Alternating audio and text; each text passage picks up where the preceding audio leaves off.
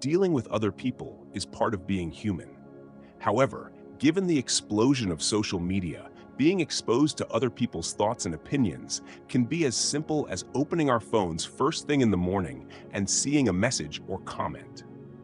This increase in exposure means an increase in the good, but it also means an increase in the bad. By bad, I mean the things that have the potential to cause us suffering, annoyance, frustration, etc.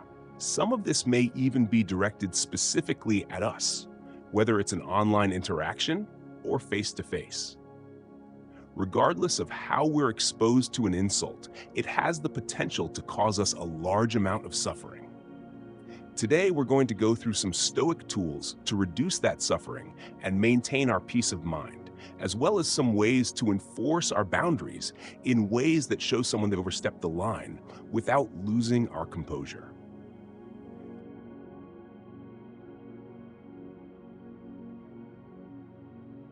Respect and, more specifically, disrespect cause us issues for a number of reasons.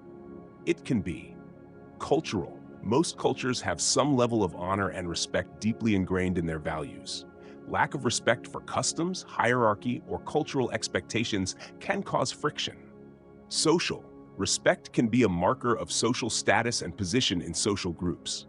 Disrespect in this context can be seen as a threat to a person's position in that group. Self-worth. Our self-worth and self-esteem can be, in part, linked to how others see and treat us. Disrespect can negatively affect a person's view of themselves and their worth, or be seen as an attack on their self-worth.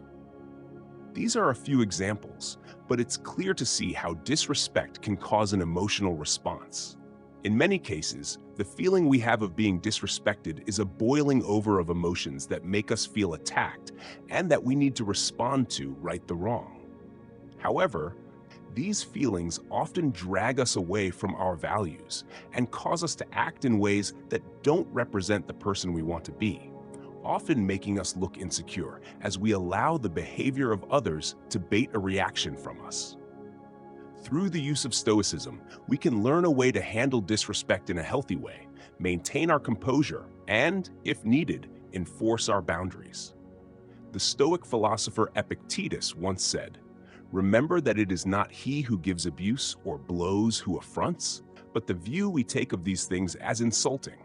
When, therefore, anyone provokes you, be assured that it is your own opinion which provokes you."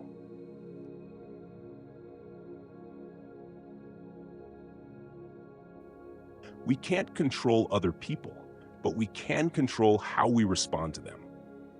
A core of Stoic philosophy is the idea that there are some things in life we can control and some things we cannot. While this might sound very simple, we often make mistakes when judging what is and is not within our control. These mistakes cause us to suffer. We suffer when we put our energy into things that, no matter how hard we try or how strongly we feel, will not change despite our efforts. This can cause feelings of helplessness, ineffectiveness, bitterness, and contempt.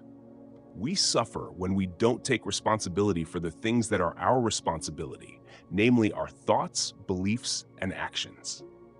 This can lead us to blame the world or the people around us for our behavior, never learning that it's us who choose how we think and act. Some things are in our control and others not. Things in our control are opinion, pursuit, desire, aversion, and in a word, whatever are our own actions. Things not in our control are body, property, reputation, command, and in one word, whatever are not our own actions. So how does this help with disrespect? While the dichotomy of control draws a clear line in the sand about the things we control and things we don't, the magic lies in truly grasping this. Our inner citadel. We can think of our mind as a fortress. Pierre Hadot called it our inner citadel. Within these walls, you command your thoughts, feelings, and actions. This is your domain. When someone disrespects you, your first instinct might be to retaliate due to the feeling of hurt. But this is where Stoicism steps in, instructing you to take a moment and recognize that within these walls, your response is yours to choose. You decide if you let hurtful words breach your defenses or if you choose a more resilient, constructive reaction. The world outside. Now, imagine the world beyond your fortress, expansive, unpredictable, and teeming with countless other fortresses, people with their own thoughts and feelings. Here, there are countless opinions, actions, and words passing between people. Among these interactions will be disrespect.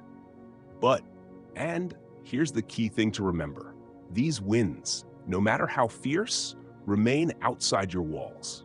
They are external events. While they might rattle your gates or crash against your walls, they cannot dictate how you command your thoughts and actions unless you let them in. Why does this matter?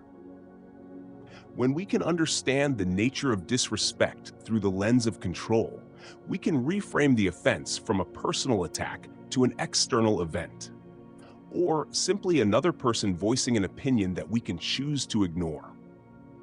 We can then focus on our response rather than what the other person has done, and in doing so, be deliberate with how we move forward rather than acting on impulse, which we may regret.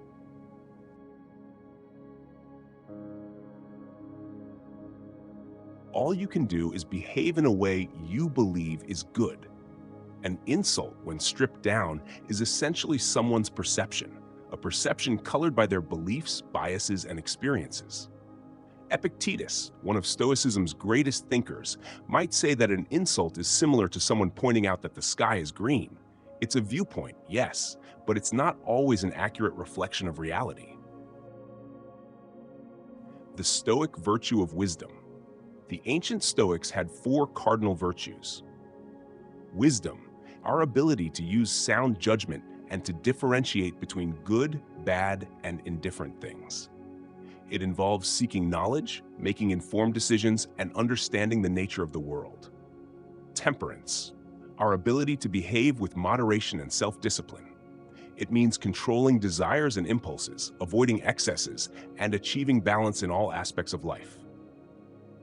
Courage, our ability to exercise both physical bravery and the moral courage to stand up for what is right, face challenges head-on, and endure hardships.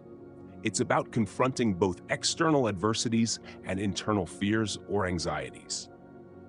Justice, our capacity for fairness, kindness, and our duties to our community. It emphasizes acting with integrity, giving everyone their due, and contributing to the common good.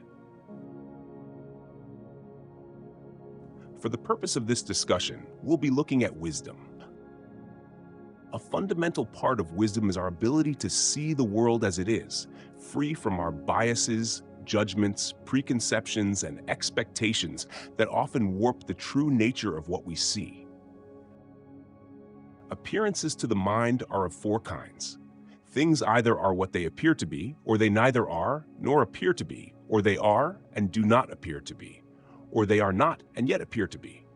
Rightly to aim in all these cases is the wise man's task. The closer we can get to viewing the world objectively, the better we are able to make good judgments because our decisions and actions are made with more accurate information. How does this help us deal with disrespect?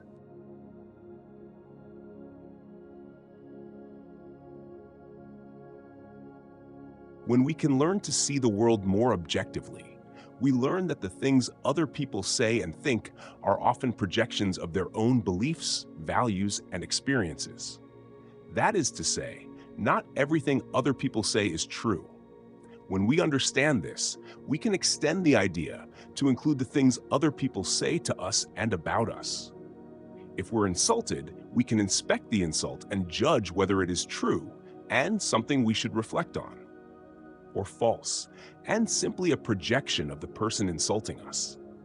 This filter protects us from rising to anger and allows our emotional reaction to control our behaviors, which, as we've already said, can cause us to behave in ways we'll regret later on. So don't let the actions of other people drag you away from your values. It's very likely they're simply projecting their own experiences onto the world around them. We can even learn to be thankful for it. If someone, through an insult or a comment, highlights something that we have done wrong or a behavior we have that's not constructive, we have been given an opportunity for reflection that we may not have otherwise had. Epictetus once said, "If anyone tells you that a certain person speaks ill of you, do not make excuses about what is said of you, but answer, 'He was ignorant of my other faults, else he would not have mentioned these alone.'"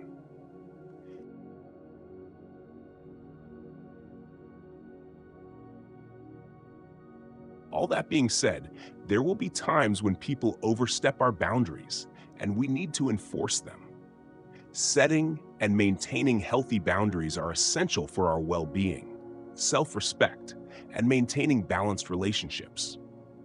Boundaries prevent us from being taken advantage of, protect our self-worth and self-esteem, and generally allow us to maintain our values and not compromise on what we believe to be right, fair, or just. Here are some ways to help us maintain our boundaries. Stay consistent. Once you've set a boundary, be consistent in upholding it. Consistency sends the message that you're serious about where that boundary begins and ends. Practice saying no. We need to learn to be comfortable saying no to requests or situations that compromise our boundaries. Remember, saying no is a complete sentence and doesn't always need an explanation. Reassess and adjust. As we mature and grow, our boundaries will probably need to adjust with us. Regularly evaluate them to ensure they align with your current needs and values. Avoid over-justifying. While it's okay to provide an explanation, avoid over-justifying or over-explaining your boundaries. Your comfort and well-being are reason enough. Prepare for resistance. There may well be cases where people resist or react negatively to you setting boundaries. This is especially true if they were used to benefiting from their absence. Stay firm, stay consistent, reiterate your stance, and distance yourself if they continue to disrespect your limits. I have often wondered how it is that every man loves himself more than all the rest of men, but yet sets less value on his own opinion of himself than on the opinion of others.